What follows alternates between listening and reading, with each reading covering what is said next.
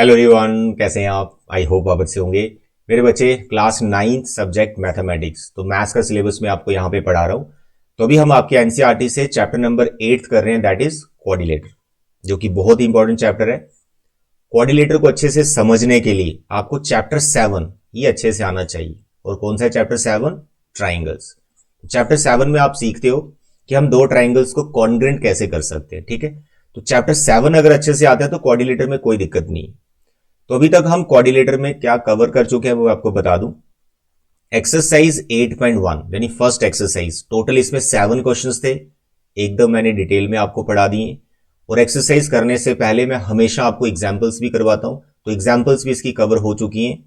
Total इसमें 5 examples थी, तो मैंने एकदम डिटेल में आपको पढ़ाई। तो टोटल कितने हो गए? 12 क्वेश्चंस कोऑर्डिनेटर चैप्टर के एकदम डिटेल में मैं आपको पढ़ा चुका हूं। आई होप कि आपने ये 12 के 12 क्वेश्चंस अपनी नोटबुक पे प्रैक्टिस कर लिए और अच्छे से नोट्स बना लिए, और आपको ये आते भी होंगे। तो अगर नहीं आते हैं तो मेरी सजेशन पहले यही है, एक्सरसाइज 8.1 को पहले परफेक्ट करो, इसके 12 क्वेश्चंस एकदम परफेक्ट करो। 12 ही यार, एक दिन का काम है, बैठो शाम तक आराम से परफेक्ट कर सकते हो, ठीक है। तो आज के लेक्चर में हम एक्सरसाइज 8.2 की तरफ बढ़ेंगे। आज हम इस एक्सरसाइज के क्वेश्चंस तो नहीं करेंगे, बट हम ये अंडरस्टैंड करेंगे एक्सरसाइज जिन थ्योरम्स पे बेस्ड है वो कौन सी थ्योरम्स है, that is mid point theorem. तो मिड पॉइंट थ्योरम को अंडरस्टैंड करेंगे, कैसे उसको अप्लाई करना है वो समझेंगे, और मिड पॉइंट थ्योरम का कन्वर्स वो भी समझेंगे। दो थ्योरम्स अंडरस्टैंड करने के बाद फिर हम एक्सरसाइज 8.2 की जो दो एग्जाम्पल्स है उनको सॉल्व करेंगे, ठीक है। तो नेक्स्ट लेक्चर में फिर हम एक्सरसाइज 8.2 के क्वेश्चंस को करेंगे, राइट। तो इससे पहले मैं आपको बता दूं, कोऑर्डिनेटर तो मेरा चल ही रहा है और मैंने जो जो चैप्टर आपको कंप्लीट करवा दिए, number system first chapter, second polynomial, third fourth fifth, ये मैंने होल्ड में रखा है, बहुत छोटे और इजी चैप्टर्स हैं, मैं आपको लास्ट में करवाऊंगा। इसके बाद मैंने आपको करवाया था लाइंस एंड एंगल्स, फिर ट्राइंगल्स हो चुका है, कोऑर्डिनेटर बचे हमारा चल रहा है, सर्कल अभी मैंने कोऑर्डिनेटर के बाद आपको करवाना है।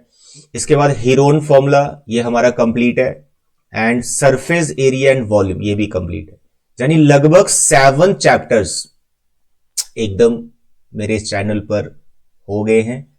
आपको इन चैप्टर्स में कहीं पर भी कोई प्रॉब्लम आ रही है, आप जस्ट वीडियो देखो, ट्राइंगल में दिक्कत आ रही, आप लेक्चर्स देखो, एकदम आपको क्लियर हो जाए सारे कॉन्सेप्ट, और आप अपने पोस्ट मिड टर्म या फिर फाइनल एग्जाम में बहुत अच्छे मार्क्स लेके आ सकते हो। अगर आपको कहीं भी कोई प्रॉब्लम आ रही है, बस आप एक बार वीडियो लेक्चर देखो, आपको सब समझ में आ जाएगा, ठीक है। तो देखिए यहां पर हमारे सिलेबस में टोटल है 12 चैप्टर्स, तो 7 तो लगभग हो गए हमारे, तो सिर्फ 5 चैप्टर्स बचते हैं। तो 3 तो हो गए आपके कोऑर्डिनेट ज्योमेट्री, लीनियर और इक्विलेटरल ज्योमेट्री, 3 हो गए, एक स्टैट हो गया, ठीक है, और एक सर्कल, दैट्स ऑल। तो ये पेंडिंग वाले 5 चैप्टर्स भी आपको 15 दिसंबर से पहले करवा दूंगा 101%। तो अभी हम कोऑर्डिनेटर की शुरुआत करते हैं। मेरे बच्चे, if you are new here in my channel, kindly subscribe the channel और वीडियो को एकदम लाइक कर दिया कीजिए, थोड़ा सा मोटिवेशन मिलता है कि बच्चे हमें लाइक करते हैं। चैप्टर कोऑर्डिनेटर ये सीबीएसई का जो सिलेबस है ये ऑलरेडी मैं आपको बता चुका हूं। जो ये रेड कलर से स्टेटमेंट आपको दिख रही है, सिर्फ इसी थ्योरम का प्रूफ आपके सिलेबस में है फॉर दिस चैप्टर, और जितनी भी यहां पे थ्योरम्स दिख रही हैं इनका प्रूफ हमारे सिलेबस में नहीं है। बस इसको अंडरस्टैंड करना है और कैसे अप्लाई करना है वो आना चाहिए, प्रूफ करना है सिर्फ फर्स्ट थ्योरम का। तो देखें 8.1 ये सारी थ्योरम्स में यहां पे एक्सप्लेन कर चुका हूं। 7 थ्योरम्स थी 8.1 से पहले, 7 की 7 थ्योरम्स मैंने एक्सप्लेन की हैं। उसके बाद हमारी एग्जाम्पल स्टार्ट हो गई थी, 1 2 3 5 एग्जाम्पल्स मैंने आपको करवा दी। फिर हमारी एक्सरसाइज 8.1 स्टार्ट हुई, इसके टोटल 7 क्वेश्चन हैं, 7 के 7 क्वेश्चन मैं आपको करवा चुका हूं। तो लास्ट हमने 7 क्वेश्चन पे अपना लेक्चर फिनिश किया था। तो आज हम अंडरस्टैंड करेंगे what is mid point theorem. नाम तो सुना होगा, नहीं सुना तो बता देते हैं। देखो मिड पॉइंट थ्योरम में आपको समझना क्या है, ये एक तरह से एक नई प्रॉपर्टी आप समझने वाले हो ट्राइंगल की। देखो आप बचपन से ट्राइंगल पढ़ते आए हो, ट्राइंगल के बारे में बहुत बेसिक बेसिक चीजें आपको पता है, उसकी प्रॉपर्टीज पता है। तो एक फेमस प्रॉपर्टी है ट्राइंगल की, एंगल सम प्रॉपर्टी, मतलब ट्राइंगल के तीनों एंगल्स का जो सम है वो 180 डिग्री होता है। यानी अगर इसका नाम 1 2 3 रख दूं तो एंगल 1, एंगल 2 और एंगल 3 इनका सम कितना होता है? 180 डिग्री। तो ये जो मैं बोल रहा हूं sum of 3 angles of triangle is 180 degree, ये क्या है? It is a property of the triangle. इसी तरह से आपने ट्राइंगल के बारे में और भी बहुत सारी चीजें जानी है। ट्राइंगल की एक बेसिक प्रॉपर्टी है कि इसकी कोई भी दो साइड का sum, let us suppose A B या बी सी ले लेता हूं, कोई भी दो साइड का सम तीसरी साइड से हमेशा बड़ा आता है, थर्ड साइड से ग्रेटर होता है। Sum of any two sides of the triangle is greater than the third side. तो ये जो लिखा है what is this, it is a property of the triangle, उसकी खूबी है, उसकी प्रॉपर्टी है ये। तो what is mid point theorem, ये भी ट्राइंगल की प्रॉपर्टी ही है कि ट्राइंगल में ऐसा होता है भाई, तो बस वो समझना है और उसको कैसे अप्लाई करना है, that's all. This is a mid point theorem. तो पहले इसकी स्टेटमेंट देख लेते हैं, मिड पॉइंट थ्योरम क्या कहती है। थ्योरम 8.8 होगी आपकी न्यू एनसीईआरटी में। तो मैं जो सिलेबस यहां पढ़ा रहा हूं according to the new NCERT, old NCERT को आपको देखना भी नहीं है, न्यू एनसीईआरटी से प्रिपरेशन करनी है और वहीं से आपको फाइनल पेपर मिलने वाला है। एक्स्ट्रा भी क्वेश्चंस आ सकते हैं जैसे ही मेरा सिलेबस कंप्लीट होगा। आफ्टर 15 दिसंबर मैंने आपको बोला है एक्स्ट्रा क्वेश्चंस प्लस आपको छोटे छोटे टेस्ट, मॉक टेस्ट मिलेंगे। चलिए स्टेटमेंट क्या है, the line segment joining the mid points of two sides of a triangle is parallel to third side. Parallel to third side आगे ऐसा भी होता है हाफ ऑफ इट, जो लाइन बनती है वो हाफ भी होती है थर्ड साइड के, वो मैं सब एक्सप्लेन कर देता हूं, पहले स्टेटमेंट को ध्यान से समझो। कह रहे किसी ट्राइंगल में, तो ट्राइंगल बनाते हैं, ये रही ट्राइंगल, इसका नाम रखो एबीसी। कह रहा अगर कोई एक ट्राइंगल है और इस ट्राइंगल में कोई भी दो साइड्स के मिड पॉइंट को ज्वाइन कर दो, तो लेट अस सपोज मैं ए बी का मिड पॉइंट ले लेता हूं ये डी, और ए सी का मिड पॉइंट ले लेता हूं ई। तो D and E R what, mid points of two sides of the triangle ABC. और कह रहा है कि अगर आप इन मिड पॉइंट्स को ज्वाइन करते हो तो आपको एक लाइन सेगमेंट मिलेगी, ऑफ कोर्स मिल रही है, जिसका नाम यहां पे डीई हो गया। ये जो डीई है ये थर्ड साइड के पैरेलल होगी। DE are mid point of AB and AC, और जो DE सेगमेंट बनी वो थर्ड साइड के पैरेलल होगी। थर्ड साइड को ना यहां BC, दैट्स ऑल। यही स्टेटमेंट में लिखा हुआ। यहां पे इसका प्रूफ पहले सिलेबस में हुआ करता था, लेकिन अब ये प्रूफ इसका सिलेबस में नहीं है। अगर आप चाहते हो तो आप कमेंट करो, मैं प्रूफ भी करवा दूंगा, बट अभी क्योंकि प्रूफ सिलेबस में नहीं है तो मैं नहीं करवा रहा हूं। जस्ट आपको इसको समझना है और अप्लाई करना है। अप्लाई करके अभी बताते हैं, एग्जाम्पल्स तो करनी है। तो मेरे बच्चे, इन ट्राइंगल एबीसी, इसको लिख के बताता हूं, in triangle ABC D and E, जैसा मैं लिख रहा हूं ऐसा आपको क्वेश्चंस में बार बार लिखना है मिड पॉइंट थ्योरम को अप्लाई करने के लिए। तो इन triangle ABC D and E R mid points of AB and AC respectively. Therefore, by midpoint theorem, ऐसा लिख सकते हैं हम एग्जाम में। DE मिड पॉइंट्स हैं दो साइड्स के, तो इसलिए हमारी मिड पॉइंट थ्योरम क्या कहती है कि भाई इनको ज्वाइन करके जो DE आया ये पैरेलल होगा थर्ड साइड, और थर्ड साइड इसमें BC है। That's all, this is mid point theorem. Diagrammatically भी आपको समझा दिया, आई होप आपको समझ में आ गया।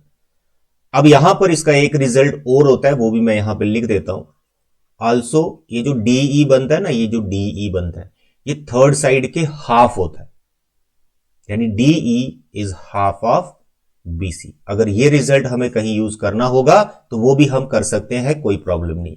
पैरेलल तो होती ही है, साथ में वो साइड हाफ भी हो जाती है, यानी अगर इसका लेंथ 2 है तो BC का ऑफकोर्स 4 होगा। ठीक है, ये हाफ होगी BC के थर्ड साइड के। तो this is your mid point theorem. तो क्या सीखा आपने? अरे ट्राइंगल की एक प्रॉपर्टी ही है ये। एंगल सम प्रॉपर्टी सीखा और छोटी छोटी प्रॉपर्टी सीखा, एक्सटीरियर एंगल थ्योरम आपने सीख रखा है। तो यहां पर ट्राइंगल की एक नई चीज आप सीख रहे हैं कि उसके मिड पॉइंट को ज्वाइन करके जो लाइन आती है वो थर्ड साइड के पैरेलल हो जाती है। That's all. अब आ गया next theorem 8.9। What is this? Converse of mid point theorem. Converse. अब इसमें क्या हो रहा है? स्टेटमेंट को you can read. What is the statement? The line drawn through the mid point of one side. अब जो मिड पॉइंट है सिर्फ एक साइड का पता आपको, दूसरी साइड का मिड पॉइंट नहीं पता। तो यहां पर मानो इसका नाम मैंने डी रख दिया। Now D is the mid point of AB, it is given information. और D से जो आपने लाइन ड्रॉ करनी है वो BC के पैरेलल करनी है। Of triangle parallel to another side. D से जो लाइन बनाई, मानो इसका नाम डीई है, वो बीसी के क्या बनानी है, पैरेलल। ऐसा होना चाहिए ट्राइंगल के अंदर कि एक साइड का मिड पॉइंट पता चल गया और मिड पॉइंट से जो सेगमेंट बना रहे हो वो थर्ड साइड के पैरेलल बनानी है, और यहां पर जो एक साइड बची हुई है तो डीई एसी को यहां ई पे इंटरसेक्ट कर रही है, तो ई जो है वो मिड पॉइंट ही होता है। ये इसका रिजल्ट। एक्सप्लेन करता हूं, देखो इन triangle ABC, now the D is what? Midpoint of AB. D is a midpoint of AB and DE parallel to BC. किसी ट्राइंगल में अगर ऐसी इंफॉर्मेशन आपको मिल जाती है कि D मिड पॉइंट है और D से जो लाइन आ रही है वो BC के पैरेलल है, तब आप लिख सकते हो क्या, E is also midpoint. E is also midpoint of AC. जो E है वो AC का मिड पॉइंट होगा। तो this is called converse of mid point theorem, that's all. तो जितना मैंने यहां पे लिखा है डायग्राम बना के, यही बार बार आपको क्वेश्चंस में करना है, कोई दिक्कत नहीं, ठीक। तो ये थी हमारी दो थ्योरम्स, मिड पॉइंट और उसका कन्वर्स। अब इनको कैसे अप्लाई करना है, दो एग्जांपल्स हैं 8.2 की, उनको करोगे तो बड़े आराम से आपको समझ में आ जाएगा। सबसे पहले एग्जांपल नंबर 6, देखो यहां लिखा है सी फिगर 8.1, ये आपको बुक में फिगर मिल जाएगी। आपको पता है जब भी मैं क्वेश्चन करवाता हूं फिगर नहीं बनाता हूं, फिगर मैं इसके साथ ही बनाता हूं, ताकि अगर एग्जाम में आपको फिगर गिवन ना हो तो आपको फिगर कैसे बनानी, जो गिवन इंफॉर्मेशन है उसको रीड करके हमने डायग्राम को कवर करना है, ठीक है। तो ऑफकोर्स आप गिवन लिख लेंगे, टू प्रूव लिख लेंगे, कोई कंस्ट्रक्शन होगी तो देख लेते हैं, पहले स्टेटमेंट पढ़ो। In triangle ABC D E F are respectively the mid points of the sides A B B C and C A. तो जितना हमने पढ़ा उसके अकॉर्डिंग हम डायग्राम बनाते हैं। मेरे बच्चे, ये मेरे पास एक ट्राइंगल है जिसका नाम है ए बी सी। अब इस ट्राइंगल के तीनों मिड पॉइंट्स आ गए साइड्स के। डी मिड पॉइंट है ए बी का, तो यहां पर हम डी रख लेंगे। ई मिड पॉइंट है बी सी का, यहां पे ई रख लेंगे। उसके बाद एफ मिड पॉइंट है सी ए का, तो यहां पर एफ रख लेंगे। तो D E and F they are mid points of these three sides respectively, और इनको ज्वाइन करके एक ट्राइंगल और बन गई है डीई एफ, ठीक। शो दैट ट्राइंगल एबीसी, जो बड़ी वाली ट्राइंगल एबीसी है, is divided into 4 congruent triangles by joining these points. कह रहा है जो बड़ी ट्राइंगल है वो 4 ट्राइंगल्स में डिवाइड हो चुकी। ऑफ कोर्स दिख रहा है, देखो एक ये ट्राइंगल है, एक ये ट्राइंगल, एक ये ट्राइंगल है, 3 हो गए, और एक ये, तो 4 छोटे छोटे ट्राइंगल्स में डिवाइड हो चुकी है हमारी बड़ी वाली ट्राइंगल एबीसी। कह रहा है जो 4 ट्राइंगल्स बनी यहां पर छोटी वाली, ये सभी आपस में कॉन्ग्रेंट हैं, सेम शेप एंड साइज है इनका। तो वही आपको प्रूव करना है। तो आई होप आप गिवन लिख सकते हैं। टू प्रूव में यहां बता दूं कि इन सभी ट्राइंगल्स को आपको कॉन्ग्रेंट करना है। A D F congruent to B D E, congruent to C E F, congruent to triangle D E F. तो ये चारों ट्राइंगल्स आपको यहां पे कॉन्ग्रेंट करनी है, और यहां पे कॉन्ग्रेंसी का रूल कोई नहीं अप्लाई करना हमने और कॉन्ग्रेंट कर देना। S S S S S A S A S, कोई आर एच एस कुछ नहीं अप्लाई करना, बिना अप्लाई किए हम इनको कॉन्ग्रेंट कर देंगे। सर वाह मजा आ गया, वो कैसे? अरे अभी बताते हैं, ध्यान से सुनते जाओ।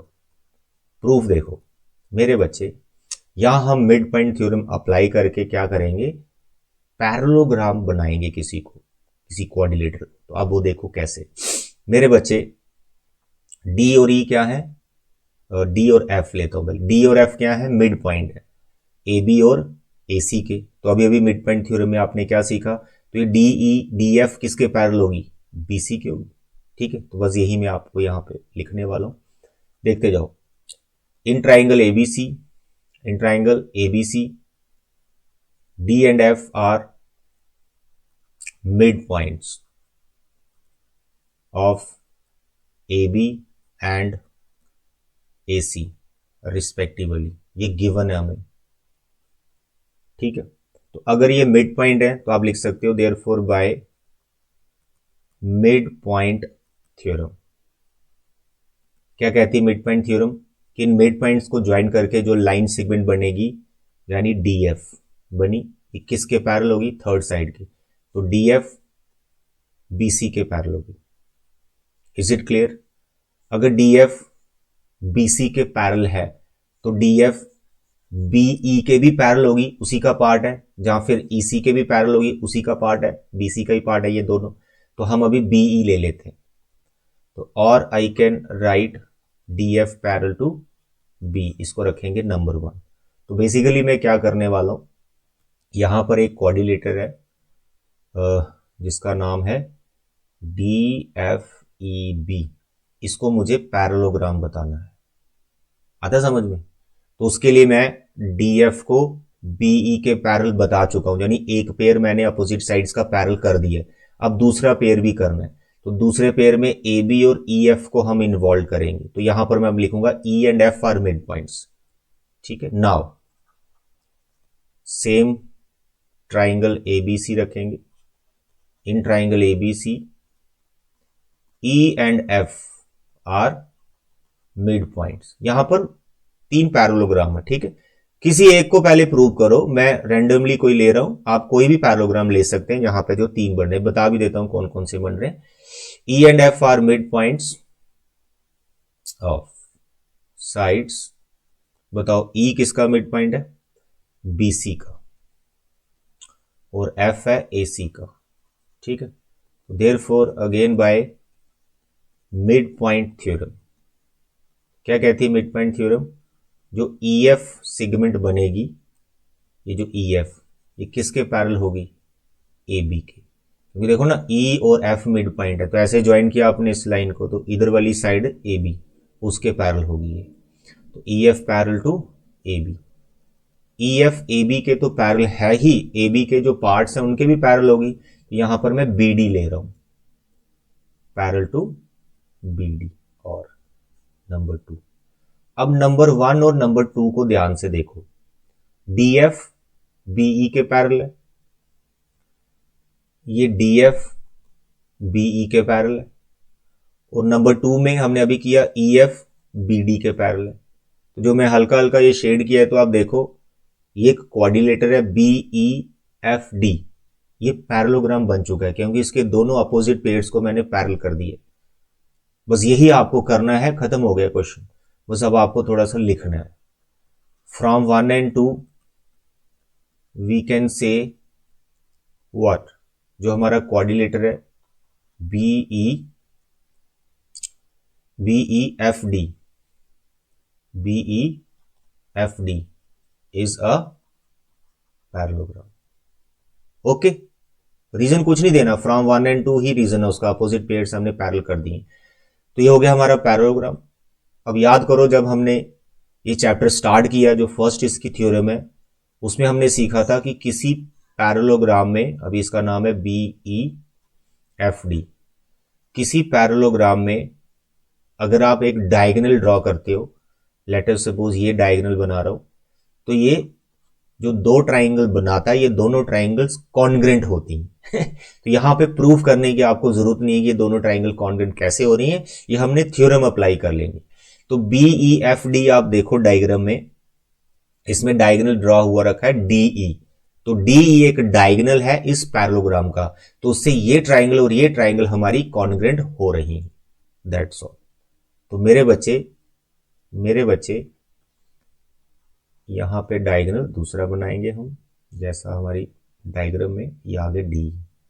तो आप लिख सकते हैं here D E is diagonal, D is diagonal of parallelogram B E F D.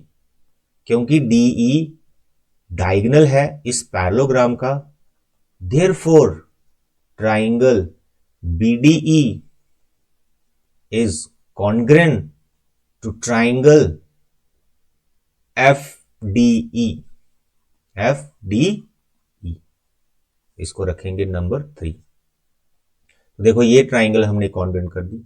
अब ये दोनों कॉन्ग्रेंट क्यों है, इसका आप रीजन लिख सकते हो, वो जो थ्योरम 8.1 हमने की थी कि diagonal of a parallelogram divides it into two congruent triangles, ठीक है, दैट्स ये रीजन डाल देना। तो जैसे बच्चे हमने ये दोनों ट्राइंगल्स कॉन्ग्रेंट कर दी, सिमिलरली बाकी वाली ट्राइंगल्स भी आपस में कॉन्ग्रेंट हो जाएंगी, उनको आपको फिर से करने की जरूरत नहीं है, सिर्फ आपने एक पेयर को कॉन्ग्रेंट बताना है। तो देखो, तो हमने इस और इस पेयर को कर दिया, ऐसे ये वाला पेयर और ये वाला पेयर हो जाएगा, ये वाला पेयर और ये वाला पेयर हो जाएगा। Is it clear? That's all. तो बस आगे आपने ये लिखना है, similarly we can prove that, similarly we can prove that. तो सेंटर वाली ट्राइंगल है ना, वो सबके सराउंडिंग्स वाली ट्राइंगल के कॉन्ग्रुएंट हो जाएगी। तो सेंटर वाली ट्राइंगल है हमारी एफ डी ई, ठीक है, तो ये किसके कॉन्ग्रुएंट हो जाएगी? F D E, F D E, इसके की ना, अब इसके कर लो, it is E C F. Naming की कोई प्रॉब्लम नहीं, यहां पर आप लिख सकते हैं कुछ भी, E C F and triangle F D E congruent to जो तीसरा पेयर बच गया A D F, triangle A D F, that's all. तो hence 4 triangles are congruent to each other, that's all। Example ये वाली बहुत ज्यादा इंपॉर्टेंट है, अच्छे से कर लेना, और है कुछ दम नहीं है इसमें, पैरेललोग्राम दिखाना और डायगोनल वाली प्रॉपर्टी लगा देनी। ये थी example 6। Now the example number 7, ये बहुत ईजी है, लेकिन कई बार डायग्राम देख के बच्चे घबरा जाते हैं, सर कैसी पिक्चर है। अरे बहुत सिंपल है, ध्यान से देखो, मैं डायग्राम बना रहा हूं यहां पर। L, M, N are 3 parallel lines respectively, intersected by a transversal P and Q। L, M, N 3 parallel lines है, चलो बनाओ। L, M, N, L, M, N 3 parallel lines बना दी, जैसा पढ़ा वैसा बना दिया। पिक्चर अगर डायग्राम आपको क्वेश्चन में गिवन नहीं है फिर क्या करोगे? अरे यही तो प्रैक्टिस करवा रहा हूं, मेरे साथ प्रैक्टिस करो, आपको डायग्राम बनाना भी आ जाएगी। Intersected by transversal P and Q, P और क्यू इन तीनों को इंटरसेक्ट कर रही, तो मानो पी यहां पर रख लेते हैं, ये पी, और इसको क्यू रख लेते हैं, ये क्यू। आप बन गई diagram. Cuts off equal intercept such that L M N cut off equal intercept A B and B C on P. देखो इंटरसेप्ट होता है पार्ट, एक टुकड़ा, एक हिस्सा, लाइन सेगमेंट बन जाता है वहां पर। तो कह रहा है कि जो पी पे एल एम एन के पार्ट्स बने वो इक्वल है, और उनके पार्ट्स का नाम ए बी रखा हुआ एक, और एक रखा है सी, बी सी।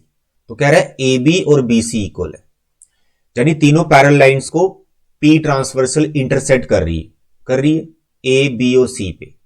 तो कह रहा है जो ए बी लेंथ बनी यहां पर, एक इंटरसेप्ट बना, एक पार्ट बना, ये बी सी के इक्वल है, इट इज गिवन इंफॉर्मेशन। तो हमें प्रूव करना है कि क्यू पे जो क्यू ट्रांसवर्सल है उसके जो इंटरसेप्ट दो है वो भी इक्वल होंगे, ये प्रूव करना है।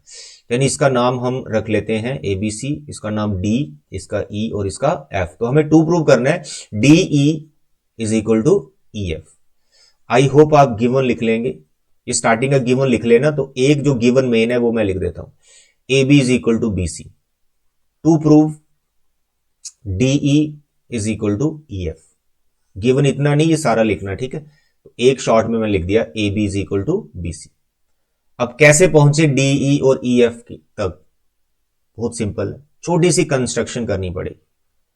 आपको यहां पर डायगोनल खींचना है, बोल सकते हैं डायगोनल। ए और एफ को ज्वाइन कर दो, या फिर डी और सी को ज्वाइन कर दो, आपकी इच्छा है, किसी एक को ज्वाइन करना है। तो मानो ए और एफ को ज्वाइन कर देता हूं, ये कंस्ट्रक्शन है, ज्वाइन ए एफ। तो जैसे आपने ए एफ को ज्वाइन किया, वो बीई को यहां पे कहीं इंटरसेक्ट कर रही है, तो मानो इसका नाम हम रख लेते हैं जी पॉइंट। करना ही पड़ेगा ज्वाइन, मिड पॉइंट थ्योरम का क्वेश्चन चल रहा है, या फिर उसके कन्वर्स का। तो ट्राइंगल तो चाहिए, ट्राइंगल बन नहीं रही थी तो इसको ज्वाइन किया, तो बहुत सारी ट्राइंगल्स हमारे पास आ गई। अब हमने जो ट्राइंगल यूज करनी है वो देखते जाओ। प्रूफ मेरे बच्चे, in triangle A F C, ये ट्राइंगल ए एफ सी, ये बड़ी वाली ट्राइंगल, ध्यान से देखो इस ट्राइंगल को, ए एफ सी। इस ट्राइंगल में ये जो बी है मिड पॉइंट है AC का in this triangle, what, B is mid point of AC, clear, and BG, this BG parallel to CF, और ये सब जो मैंने लिखा it is all given information, क्योंकि M जो है N के पैरेलल है, M अगर N के पैरेलल है तो M का जो पार्ट है वो BG है, तो BG भी तो N के पैरेलल होगा, तो of course BG is parallel to CF, given information, और B मिड पॉइंट है ये भी गिवन इंफॉर्मेशन है क्योंकि ये दोनों पार्ट इक्वल है, ये पहले हमने गिवन में लिखा होगा। तो जैसे मैंने ये लिखा तो आप समझ गए converse of mid point theorem है, वही आपको समझाया मैंने सेकंड वाली थ्योरम। तो by converse of mid point theorem, by converse of mid point theorem, what you can right, you can right G is mid point of AF, यही तो सीखा, you can right therefore G is mid point of AF, इसको रखो संभाल के, clear मेरे बच्चे। अब G मिड पॉइंट हो गया, अब आपको एक ट्राइंगल और फिर से लेनी है, देखो जी E तक पहुंचने, अब ट्राइंगल आप ये लेंगे this one AFD, now in triangle AFD G is what, in triangle AFD G is what, G is midpoint of AF, अभी अभी प्रूव किया, proved above, and this GE is parallel to AD, GE is parallel to AD, why, it is given information, फिर से यहां converse लग जाएगा, therefore by converse of mid point theorem, तो क्या कहता है कन्वर्स मिड पॉइंट थ्योरम का, जो तीसरा पॉइंट है दूसरा वो भी मिड पॉइंट होगा, तो F is mid point of DF, therefore F is what, mid point of DF, यही हमको बताना था, F नहीं, E is mid point of DF, okay, तो hence you can write DE is equal to EF, DE is equal to EF, तो ये दोनों intercept आपको इक्वल करने थे, दैट्स ऑल। तो मेरे बच्चे नेक्स्ट हमारी एक्सरसाइज 8.2 स्टार्ट हो जाएगी, तो आज का लेक्चर बहुत इंपॉर्टेंट है क्योंकि आज के लेक्चर पे ही इसके क्वेश्चंस डिपेंड करते हैं। आज का लेक्चर अच्छे से समझना है, नोट्स बनाने हैं और फिर आपने एक्सरसाइज 8.2 पे आ जाना है। इसमें टोटल 6 क्वेश्चंस हैं, आई थिंक एक ही लेक्चर में, नहीं तो 2 लेक्चर में इसको मैं फिनिश कर दूंगा, 3-3 क्वेश्चंस आपको करवा दूंगा। तो अभी के लिए इतना बचे, thank you, bye bye and take care.